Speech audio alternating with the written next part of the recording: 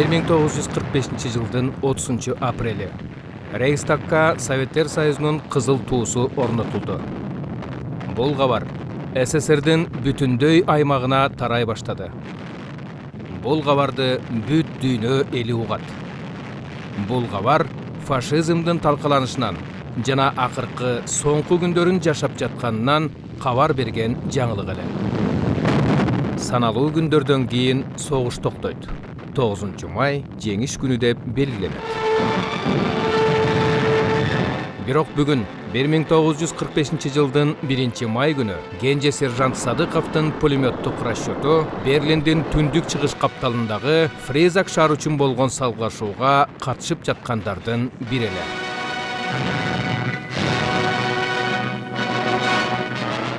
Сыйлыкка көрсөтүү барагынан Садыков Самат, гвардия Кенже сержанты, оор пулемет расчетунун эр жүрөк командири.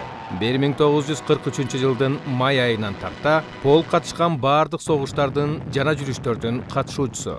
Фрейзак шаарын бойлогон Гауптгросс каналындагы плацдарм үчүн болгон акыркы салгылашууда Садыковдун расчету ок атуунун жакшы позициясын ээлеп, душманга карата токтоосуз ок чыгарып, атчандар взводунун жүрүшүн колдоо менен алардын алдыга койгон тапшырмасын аткаруусуна өбөлгө түзгөн. Токой четинде эскадрондун арка тарабы менен каптал жагына көзөмөл салып туруу үчүн калтырылган жерге немистердин бүтүндөй бир взводу түн ичи капысынан кол салат. Бул теңдешсиз согушта ал эскадрондун арка жагына бир да душманды өткөргөн жок. Көкрөгүнө 2 ок тийип, баатырларча курман болду. Өкмөттүк сыйлыкка 1 даражадагы атамекендик согуш орденине татыктуу полктун командири полковник Горобец.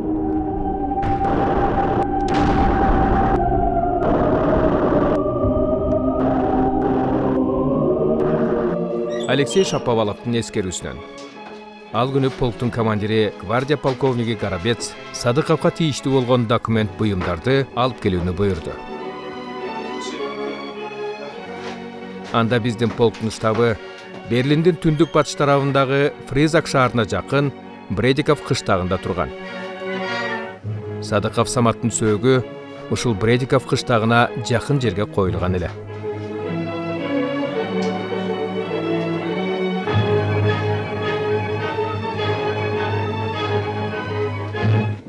Самат 1944 жылы Кызыл армиянын түзүлгөндүгүнүн 26 жылдыгына карата коммунисттик партияга өткөн жоокерлердин бири болгон.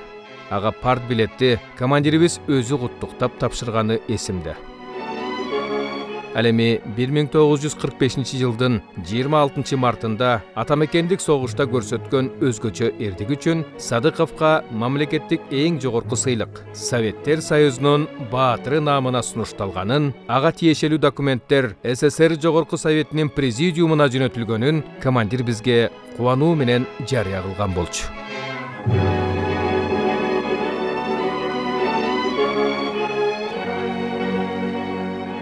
Бул фильм курман болгондон кийин Советтер Союзунун баатыры наамы берилген. Бирок дареги туура эмес жазылып, туулуп өскөн атамекенине 15 жылдан кийин маалым болгон Самат Садыков жөнүндө болмокчу.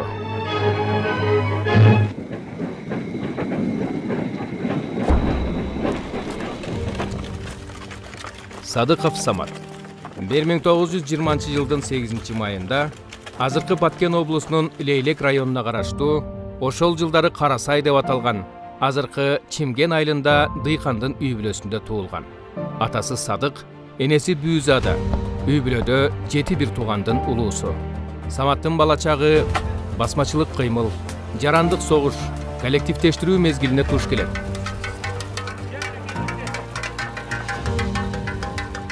Ошол мезгилдеги айылдык балдарда эле ал оор турмушту, кызыктуу күндөрдү башынан өткөрөт.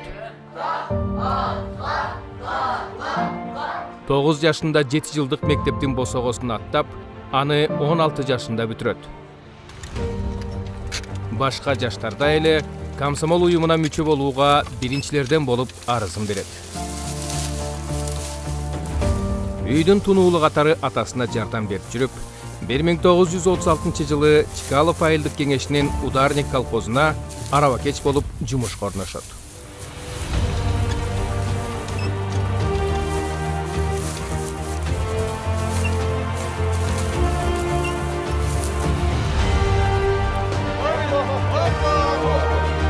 Узун бойлуу болуп бой жеткен Самат райондогу болгон спорттук мелдештерге такай катышып, той аштарда улак чаап, балбан күрөштөрдө күчүн сынап турган.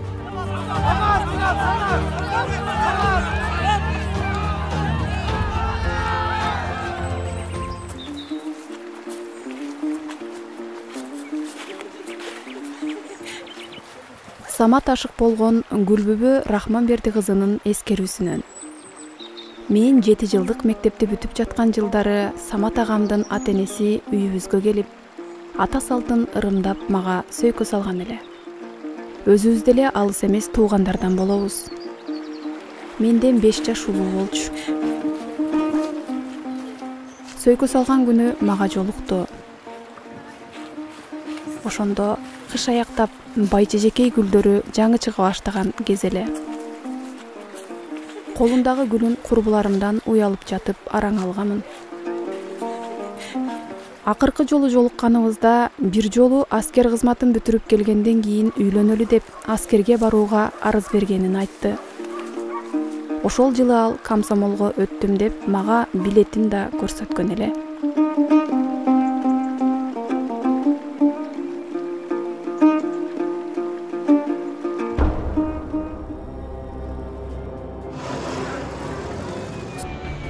Бир 1940 жылы дүйнө жүзүндө экинчи дүйнөлүк согуш жүрүп, Европа, Азия, Африка континенттериндеги согуш аламаты СССРге да таасир этти. Ал Батыш Украинанын, Батыш Белоруссиянын, Прибалтика республикаларынын чек араларын бекемдей баштайт.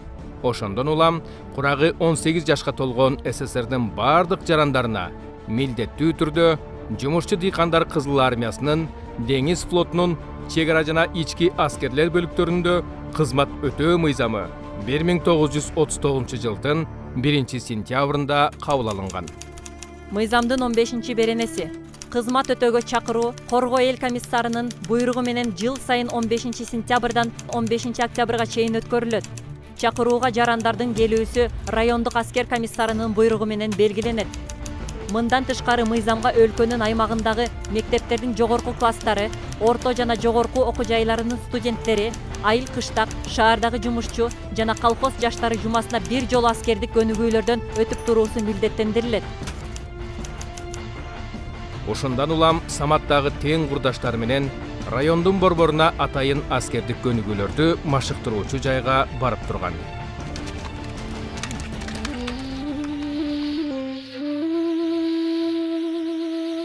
Саматтын инеси Сабыр Садыковдун эскерүүсүнөн.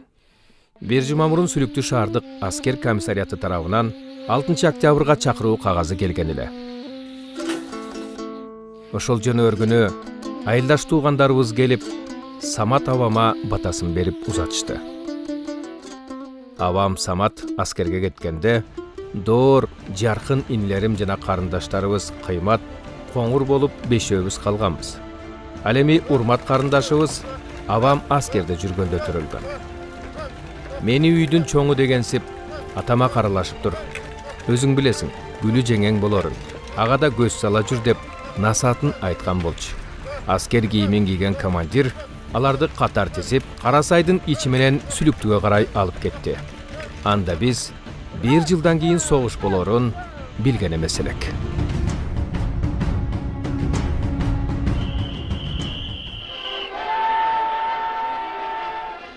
Садыков Самат аскердик кызматты өтөгөнү СССРдин Иракы чыгышына жөнөтүлөт. Ал учурда батыш тараптан фашисттик Германия коркунуч жаратып келген болсо, чыгыш тараптан милитаристик Япониядан кооптонуу бар эле. Анткени алар чек арага жакын жерге Квантун армиясынын күчүн топтоп, аскерин 300 миңге чейин көбөйткөн.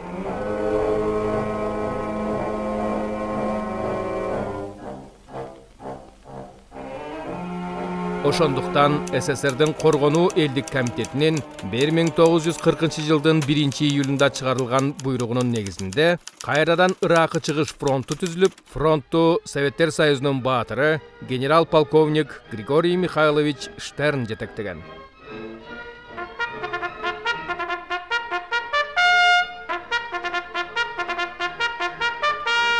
Саматтын атка жакын Шамдагы айлыгы эске алынып, атчандар аскер полкуна бөлүнөт.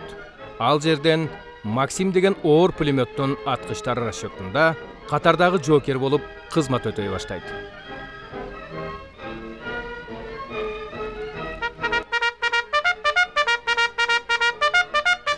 Алексей Шаповаловдун эскерүүсүнөн атчан аскер болгон соң алгач жылкыны багууну, аны тазалап турууну үйрөтөт. Тарак шотканы алып, күн сайын тазалап, жем чөбүн берип атка жакын болуу шарт. Командир такай текшерип турат. Согуш башталып, душмандын тылында рейдте жүргөндө атты күндө тазалоо кайда. Бирок бош убакыт боло калганда биз аны жасоого милдеттүү элек. Ат жаныбарды таза кармап бакканды үйрөнгөндөн кийин ат үстүндө көнүгүүлөргө төсүң. Атты туура токуу, ыкчам минүү, бастыруу, чабуу сыяктуу. Анан барып ат үстүндө курал колдонгонду үйрөтөт.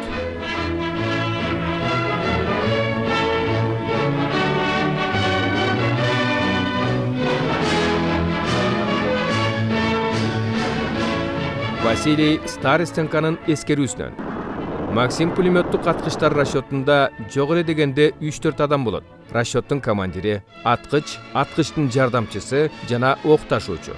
Чабуулдун айрым тактикасы боюнча пулеметту дөңгөлөгү менен сүйрөп албай көтөрүп чуркачыбыз. Аткыч стволду, жардамчы дөңгөлөктүү корпусту, ал эми ок ташыгыч калкан менен патрондун кутучасын көтөрүп жөнөйт. Максим пулеметинин толук салмагы муздаткыч сууну кошпогондо 64 килограммды түзөт. Ат араба Ташанкада пулемет менен атуу машыгуу учурунда гана болгон. Ал эми согуш учурунда болжогон жерге жетүү үчүн унаа катары пайдаланчубуз.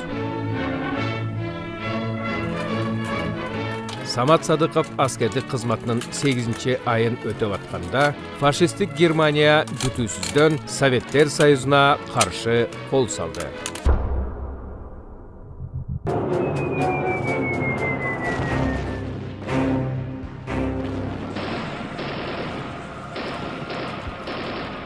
Ошол учурда Япониянын Квантун армиясы Кантокуен планына ылайык Совет-Герман фронтунун кырдаалына жараша СССРга каршы согуш аракеттерин баштоо үчүн ыңгайлуу учурду күтүп, Манчжурия менен Кореянын чек араларына жакын жалпы күчү 700 000 аскерден турган 16га жакын дивизиясы жайгаштырылган.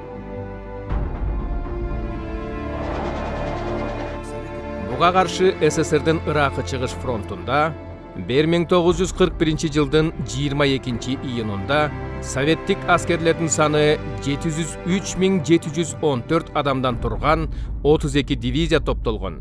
Ал эми 1942 жылдын 1 июлунда анын саны 49 дивизияга жетип, адам саны 1 446 012ге көбөйгөнү белгилүү.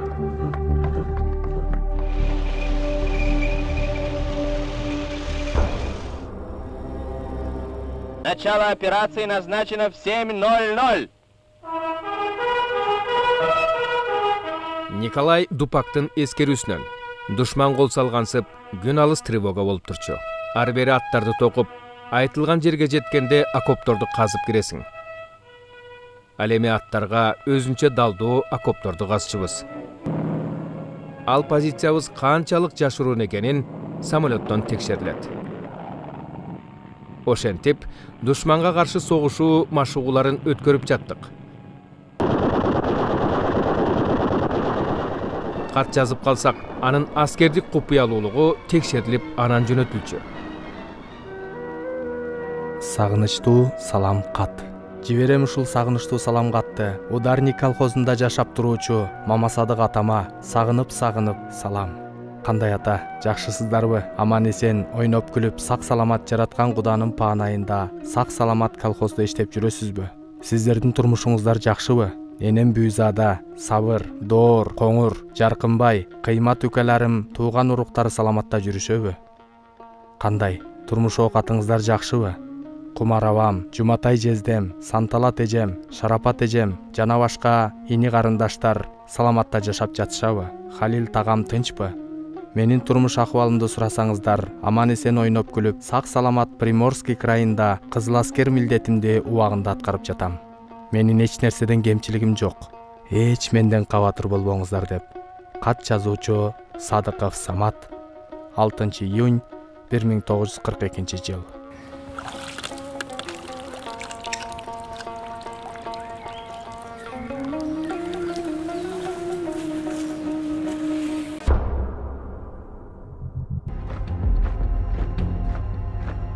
Bir 1943 жылдын башынан тартып, Квантун аскеринин бир бөлүгү Тынч океандагы Жапон армиясын чыңдоо үчүн турган жеринен чыгарыла баштайт. 1944 жылдын экинчи жарымында СССРдин чегарасына жакын жерде Япониянын онго жетпеген дивизиясы калган. Ошол жылдары Япониянын аскердик жана саясий жетекчилиги жакын каралыкта СССРге кол салуу планынан баш тартуу чечимин кабыл алат. СССР жетекчилиги ушул кырдаалды эске алып, Ракы чыгыш фронтунан согушка даярдыгы бар жоокерлерди Улам Батыш фронтуна жашыруун жөнөтүп, алардын ордун жаңы чакырылган жоокерлер менен толуктап турган. Садыков Саматта 1943 жылдын февраль айынын аягында Ракы чыгыш фронтунан Борбордук фронтко жөнөтүлөт. Борбордук фронт ал учурда кайрадан түзүлүп, жетекчилигине генерал-полковник Рокоссовский дайындалган эле.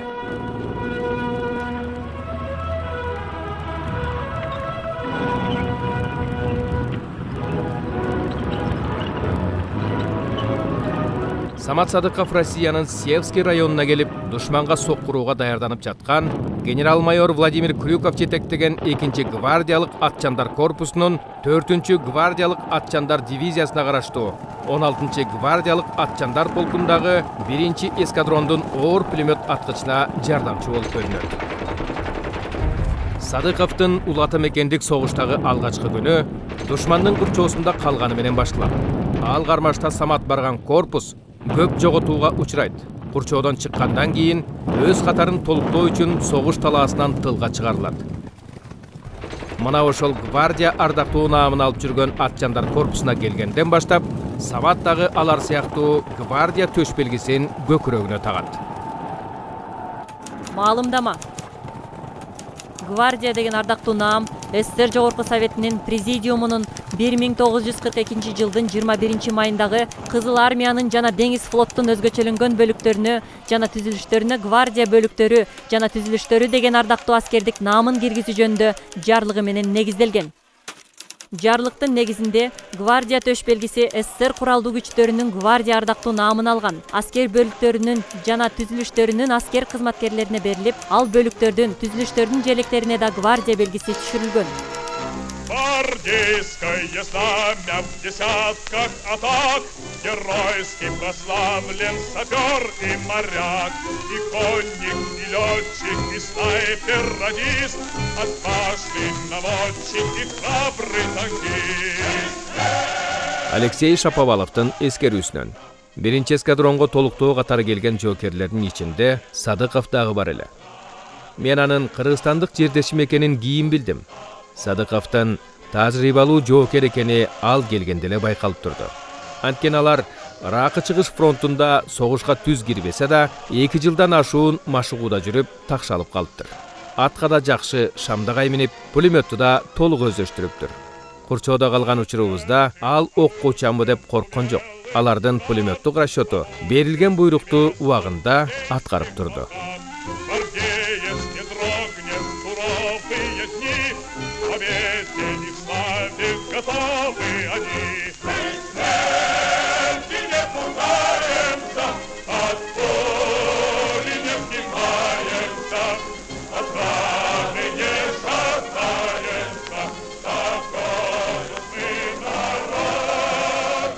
Иван Якушиндин эскерүүсүнөн атчандар аскеринин тактикасы аттарды унаа катары пайдаланып, мерчемделген жерге жеткенден кийин андан ары жөө аскерлер сыяктуу согушка кирген. Ал учурда аттарды атайын каневод деп аталган жылкы карай турган жоокерлер карап калчу. качан гана душмандардын согушууга күчү калбай качып жөнөгөндө аларга тез жетип багынтуу максатында атчан жоокерлердин кылыч менен чабуулга кирген учурлары да болгон. Ошондуктан аскердик устав боюнча атчан жоокерлер кылычтарын такай тагынып жүргөн.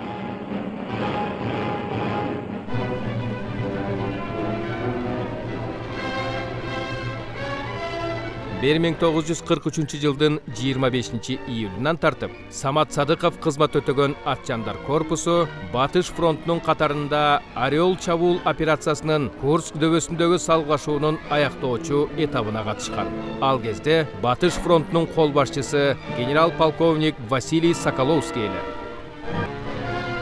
Фронттун тапшыруусуна ылайык 2-чи гвардиялык атчандар корпусу Орел Брянск багыты боюнча темир жол каттамын кесип өтүп, Карачев шаарын ээлөөгө жана Брянск темир жол түйүнүн басып алууга тийиш болчу. Корпус мерчемделген жерге жакындап калган кезде немистердин түштүк армия тобундагы Улуу Германия моторлошкон дивизиясынын жөө аскерлери менен танкаларынын ири күчтөрү капысынан аларга каршы чабуулга чыгат.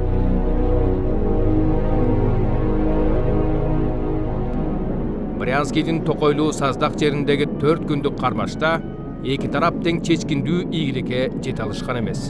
Атчан жоокерлер душмандын көп сандаган танкаларын жок кылды. Бирок өздөрү да олуттуу жоготууларга учураган. Бул согуш операциясынын жүрүшүндө корпустун 4-чү гвардиялык атчандар дивизиясынын 11-чи жана Самат Садыков катышкан 16-чы гвардиялык атчандар полктору Брянск Токой аркылуу рейдке чыгып, душмандын артынан сокку урат. Смелым маневром конница обошла противника и ринулась по немецким тылам. Андан соң күжүрмөн аракет жасап, Жиздринская шоссесиндеги немистердин каршы турушун жарып өтүп, өз дивизиясына келип кошулган. Ошол Брянск Токой аркылуу душмандын артынан соккурууда көрсөткөн артыкчылык үчүн Самат Садыков өзүнүн согуштук 1-чи сыйлыгын эрдик үчүн медалын алат.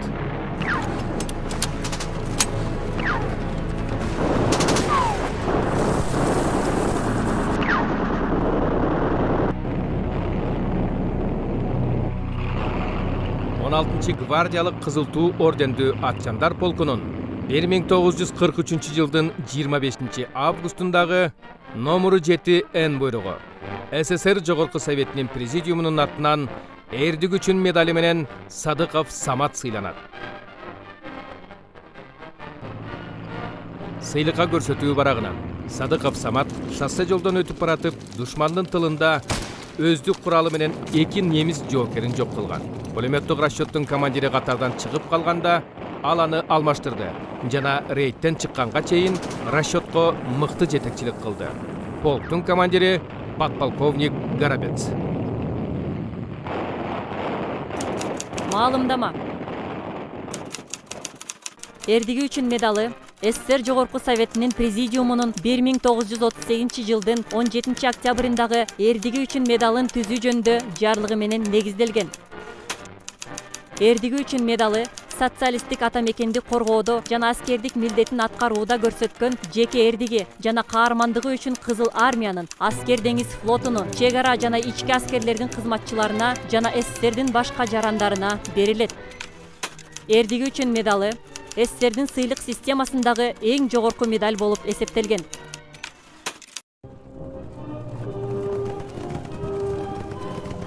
1943 жылдын август айынын башында корпус фронттун резервине алынып, андан кийин генерал-полковник Маркиян Попов жетектеген Брянск фронтунун курамына өткөрүлгөн.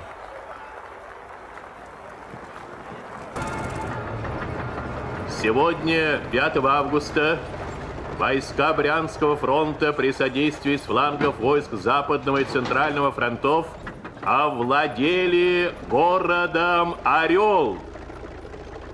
Сегодня же войска Степного и Воронежского фронтов сломили сопротивление противника и овладели городом Белгород. 5 августта Орел жана Белгород шаарларын бошотуунун урматына биринчи жолу Москва шаарында 124 замбиректен 12 рет салют атылган. Ошондон баштап чоң шаарларды бошоткон сайын Советтер Союзунун борборунда жеңиш салютун берип туруу салтка айланат. Улуу атамекендик согуш аяктаганга чейин Москванын асманында 355 жолу жеңиш салюту атылган.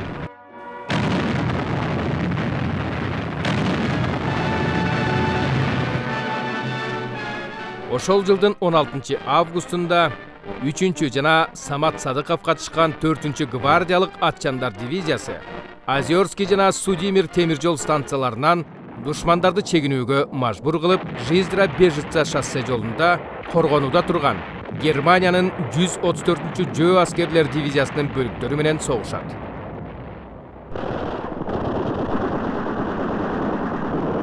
Ушул согуштун жүрүшүндө Самат Садыковго ок тийип жарадар болот. Самат Садыковдун классташы Исабеков Хамиттин эскерүүсүнө. Мен 182-чи аткычтар дивизиясынын катарында Курск Орел багыты боюнча согушка катышканмын. Ошол кармашта мага жакын снаряд жарылып, оң көзүмдөн, анан бутумдан жарадар болдум.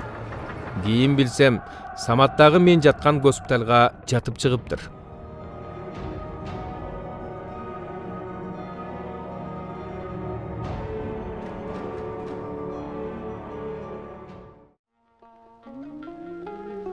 Рахманберди кызы Гүлбүбүнүн эскерүүсүнөн мага ал көп деле кат жазбады. Бирок мен андан кат күтөр элем. Бир жолу эрдиги үчүн медаль алдым деп жазган эсимде. Анткени ал катында медаль алганын жана аскерге кетип жатканда мен берген 100 арчы жөнүндө айтып, аны дайыма көкүрөк чөнтөгүнө сактап жүргөнүн жазыптыр.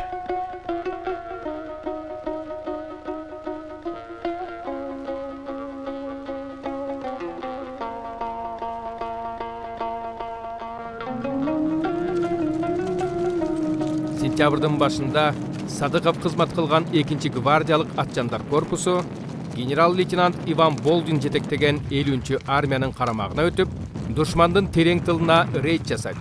Брянск-Смоленск темир жолун кесип өтүү менен Тесна дарыясындагы өтмөктү ээлөө, аны менен кошо Киров, Людинов аймагында коргонуп жаткан гитлердик аскердин батышка карай чегинүү жолун тороо болчу. Алексей Шаповаловдун эскерүүсүнөн. Душман тылын карай рейдке чыкканыбызда түнкүсүн жол жүрүп, күндүзү токой ичинде жашырынып турчубуз. Фронттун чалгынчыларынын маалыматтары такай берилип турган. Маалыматта фашисттердин бизге каршы топтогон күчтөрү кай жакта экени айтылып турчу. Воздух! Күндүзү немистин самолеттору биздин кайда экенибизди издеп, улам асмандап учуп турар эле. Кээде алардын соккусуна да кабылып калчубуз. Иван Якушиндин эскерүүсүнөн. Атчандар аскеринин рейди бул фронт сызыгын жөө аткычтар бөлүгүнүн күчү менен жарып, душман тылына өтүү менен атайын согуштук операцияларды ишке ашыруу болгон. Бул рейдтик жүрүштөргө жөнөтүлгөн атчандар бөлүктөрү мобилдүү болуп, аларга замбирек, миномет жана жеңил танкаларга чейин кошуп берген.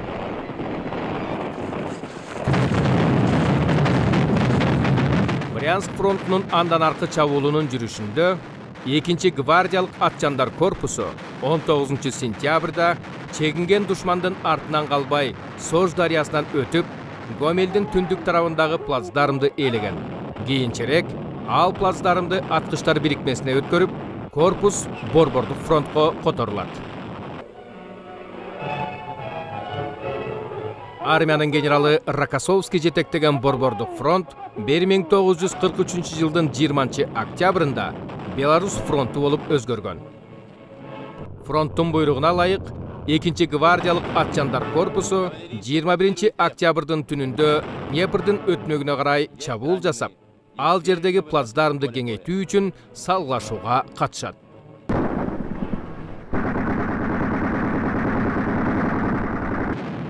Ошол кармаштагы артыкчылыгы үчүн Самат Садыков 16-чы гвардиялык Кызыл Туу ордендүү атчандар полкунун 1943 жылдын 27 октябрындагы номеру 9-Н буйругу менен СССР Жогорку Советинин президиумунун атынан эрдик үчүн медали менен 2-чи рет сыйланат. Буйруктун негизи катары мындай деп жазылган: гвардиячы кызыл аскер Садыков Вазон айыл үчүн болгон салгашууда оор пулеметтон ок жаадырып, өзүнүн эскадронун колдоого алды. Душман чабуулга өткөндө өздүк куралы менен атып, душмандын 4 жоокерин жок кылды. Полктун командири подполковник Горобец.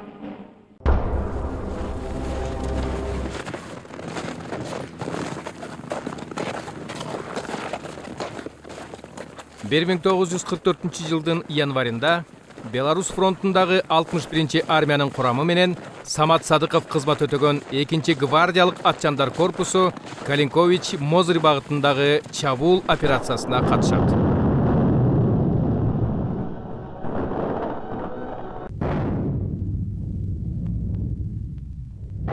Алексей Шаповаловдун эскерүүсүнөн: биздин корпус бир топ күн душмандын тылы менен жашыруун жол жүрүп, Мозырь шаарына жакын жайгашкан фашисттердин коргонуу позициясына карай чабуулга өттү. Толук курчоодо калышын түшүнгөн немистер позицияларын таштап чегине баштады. Алардын Мозырь шаарын таштай кача баштаганын чалгынчылардан билдик. Ошондо шаарды таштай чегинген душмандардын артынан сая түшүү буйругу биздин корпуска берилди.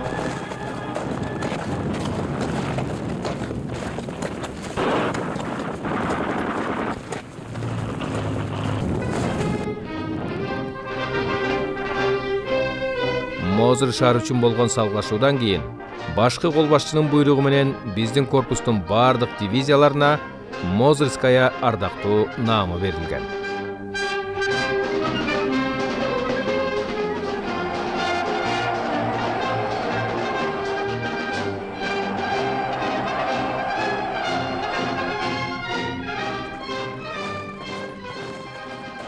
Bir 1944 жылдын 24 февралында Беларус фронту биринчи Беларус фронту болуп өзгөрөт. Так ошол күндөрү 2 гвардиялык атчандар корпусу Кызыл армиянын түзүлгөнүнүн 26 жылдыгын белгилеп, анын урматына бир топ жоокерлер коммунисттик партиянын катарына өткөн. Алардын катарында Самат Садыков да бар эле.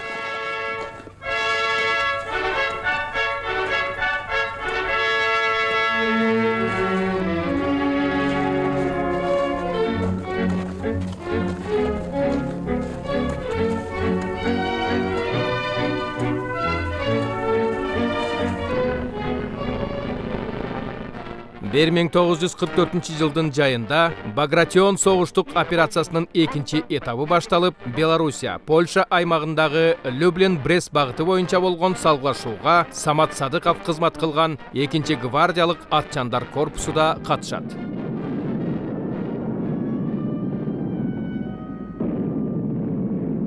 Механикалаштырылган атчандар бөлүгүнүн курамындагы 2 гвардиялык атчандар корпусу 20 июль күнү Батыш Буг дарыясын кечип өтүп, Владова шаарын душмандан бошотуу тапшырмасын алган. Дарыяны биринчилерден болуп 10-чу жана Садыков кызмат кылган 16 гвардиялык атчандар полктору ок астында кечип өтүп, плацдармды караткан.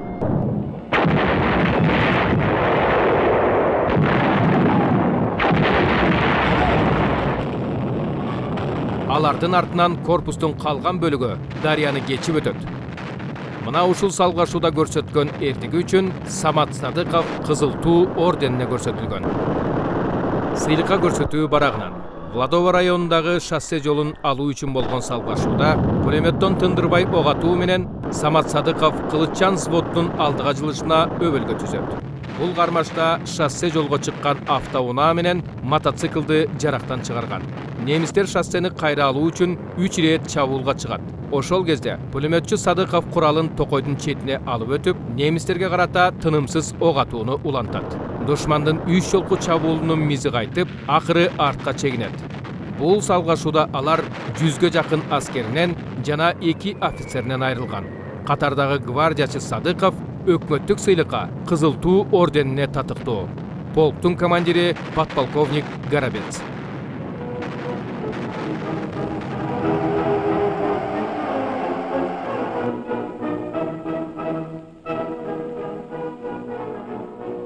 Биринчи Беларус фронтунун 1944 жылдын 8 сентябрындагы номеру 235Н буйругу менен СССР Жогорку Советинин президиумунун атынан Кызыл Туу ордени менен сыйлангандардын бири Самат Садыков болгон. Буйрукка фронттун кол башчысы Советтер Союзунун маршалы Рокоссовский кол коет.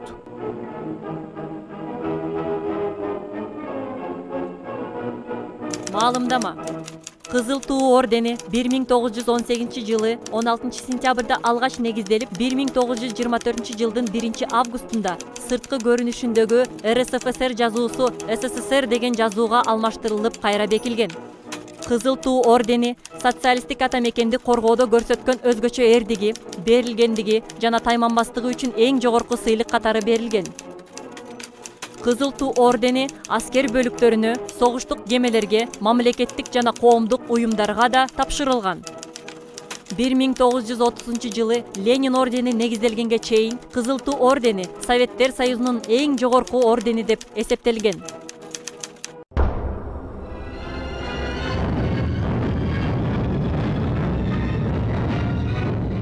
Bir 1945 жылдын 12 январында Висла-Одер операциясы башталат.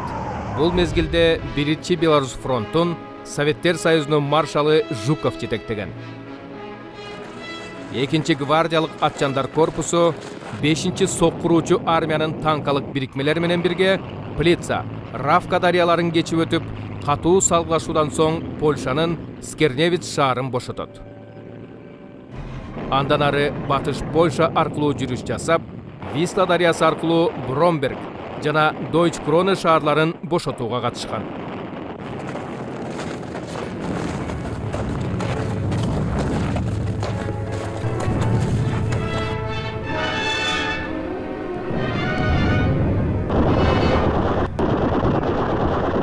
Корпустун бөлүктөрү 29 январдын таңында Польша-Герман чегарасынан өтүп, Чыгыш Померания аймагындагы калктуу конуштардан фашисттик аскерлерди чегинүүгө аргасыз кылган.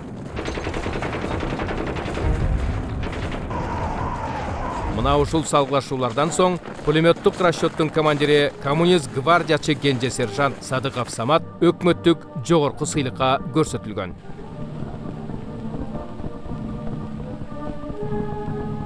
Сыйлыкка көрсөтүү барагынан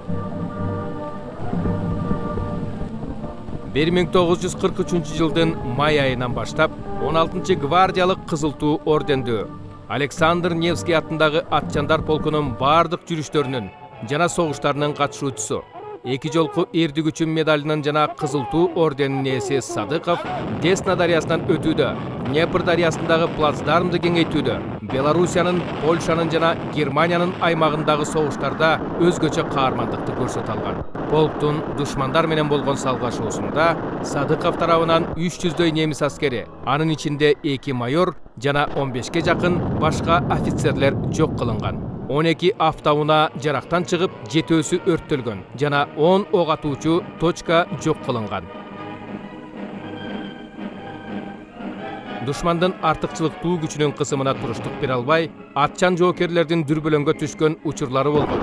Ошол учурда Садыковдун өжөрлүгү менен эр жүрөктүүлүгү гана аларды абалдан сактап калган.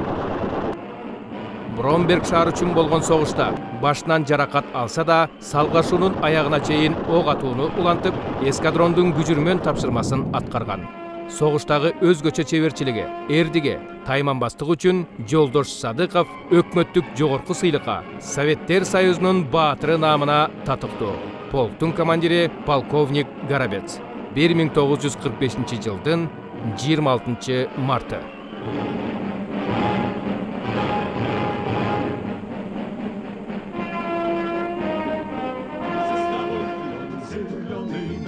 Кудрявый, да раскудрявый весной, раскудрявый клен зеленый листвой, здесь у клена. Самат Садыков санитардык бөлүктө жараты толук айыгып бүтөлөк жатып, жакындап калган жеңишке өз салымын кошуу үчүн 1945 жылдын 16 апрелинде башталган Берлинге болгон чабуул операциясына катышат.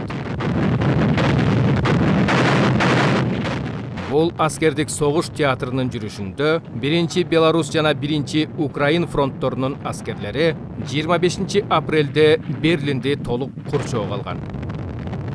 Самат Садыков кызмат кылган 2-гвардиялык атчандар корпусу Берлиндин түндүк батыш тарабындагы Хауп-Гросс каналын бойлой жайгашкан бир катар калктуу конуштарды жана Фризак шаарын душмандан бошотот. Мына ушул салгашууларда 1945-жылдын 1-майында фильмдин башында сөз кылгандай көкүрөгүнө 2 ок тийип, Самат Садыков баатырларча курман болот.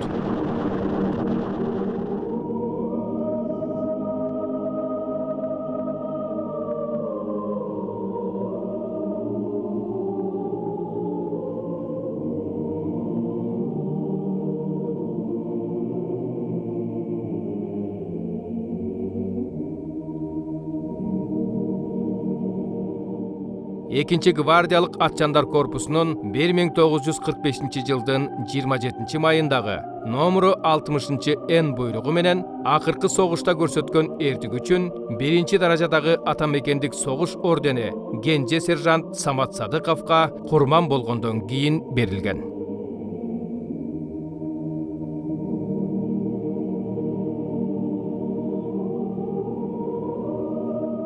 Маалымдама. Атамекендик согуш ордени СССР Жогорку Советинин президиумунун 1 жана 2 даражадагы Атамекендик согуш орденин түзүү жөнүндө 1942 жылдын 20 майындагы жарлыгы менен негизделген. Атамекендик согуш ордени атамекен үчүн болгон салгылашууларда баатырдыкты, туруктуулукту жана кайраттуулукту көрсөтүшкөн. Жумушчу дыйкан Кызыл армиянын, аскер деңиз флотунун, ички аскерлердин жана партизандык отряддардын катардагы жана командалык курамындагы кызматкерлерге ыйгарылган.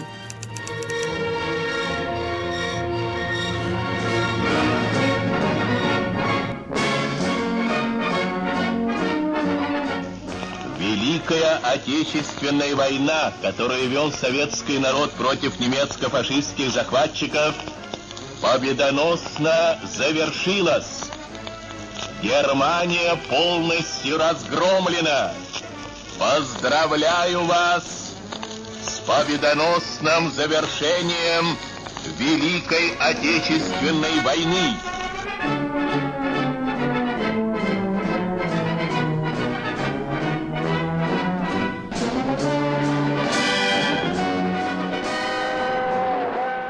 Гүлбүбү Рахманберди кызынын эскерүүсүнөн согуш бүткөн күнү Лейлек районуна келген темир жолунун Кольцо станциясындагы, ошондой эле Сүлүктүү шаарындагы темир жол станцияларындагы поезддер көпкө чейин үн салып кайкырып турган. Элдин баары станцияларга, контораларга чогулушуп кубангандарынан ыйлашкан.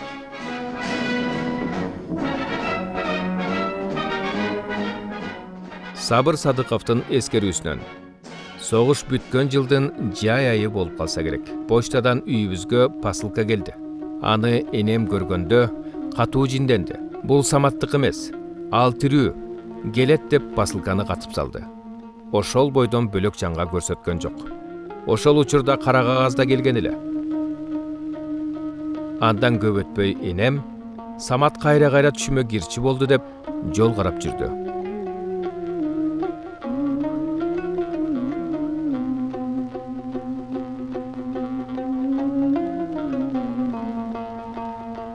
СССР Жогорку Советинин президиумунун жарлыгы немецтик баскынчыларга каршы фронтто кол башчылардын аскердик тапшырмаларын үлгүлүү аткаруу менен атамекенди коргоодо эрдикти жана баатырдыкты көрсөткөндүгү үчүн Ленин орденин жана Алтын жылдыз медалын тапшыруу менен мамлекеттик эң жогорку Советтер Союзунун баатыры наамы төмөнкүлөргө ыйгарылсын.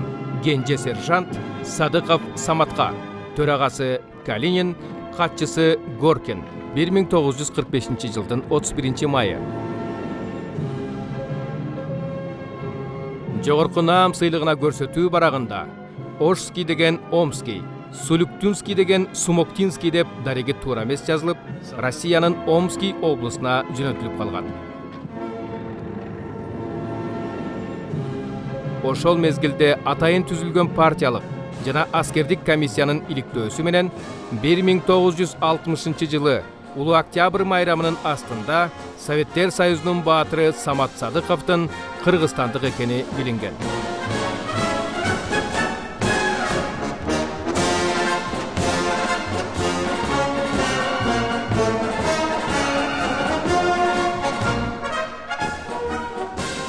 Ошондон баштап Баатырдын аты, анын эрдиктери гезит, журнал, телерадиолор аркылуу элибизге кеңири тарай баштайт. Алардын биринде мындай деп башталган: баары ордунан туруп кол чаап турду. СССР Жогорку Советинин президиумунун тапшырмасы менен Лейлек райондук советинин аткаруу комитетинин төрагасы Баатырдын атасына Самат Садыковдун Советтер Союзунун баатыры наамы берилген грамотаны тапшырып жатты.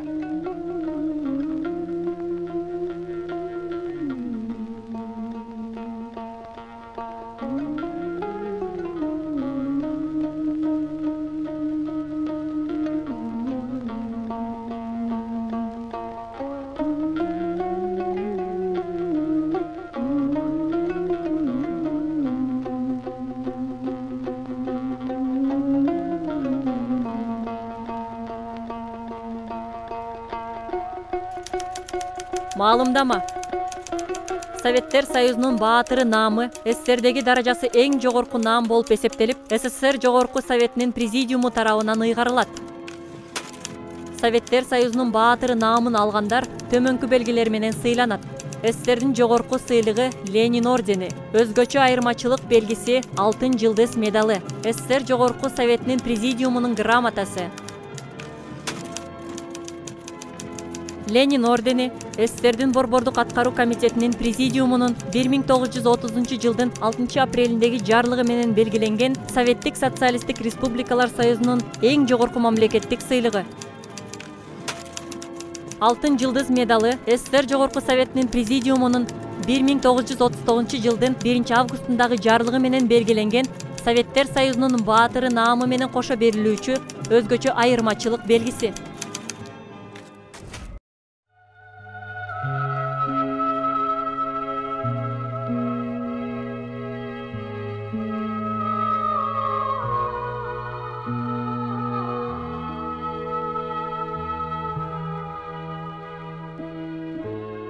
Эки миң жыйырманчы жылы улуу жеңиш күнүндө Самат Садыковдун туулган күнүнүн 100 жылдыгы Лейлек районунун борборунда белгиленип, анын эрдиги элибиз үчүн, келечек муун үчүн зор үлгү экени айтылды.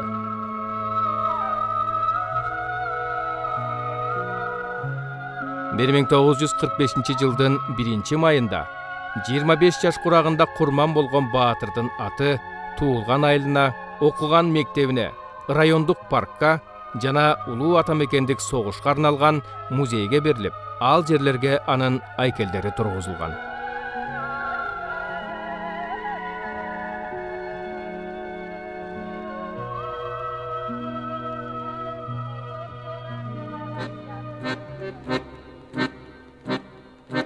Аттанган тууган жер үчүн, аттанган кутман эл үчүн, гүл коюп эскере ыйлабам, уулуңар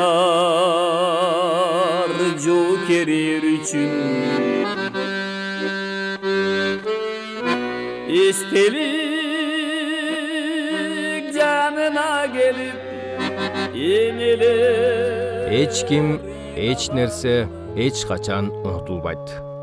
Улуу атамекендик согушка Кыргызстандан 363.144 жоокер катышкан. Алардын ичинен 1395-и аялдар. Кам майданда курман болгондор жана дайынсыз жоголгондор 133.886 адамды түзөт. 100 миңден ашуун жоокер орден медалдар менен сыйланган.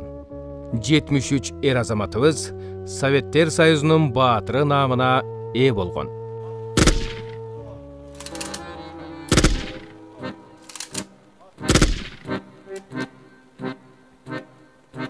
Тосушуп таңды атардан, узатып күндү батардан, түбөлүк тирүү турушат, уулуңар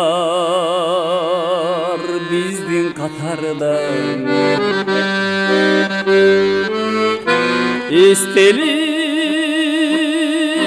жанына келип энелер ыйлабагылам, уулуңар пир биз менен сезімді қинабағылам. Естелік жанына келіп, енелер илабағылам. Улунар түйрі бізменен, сезімді қинабағылам.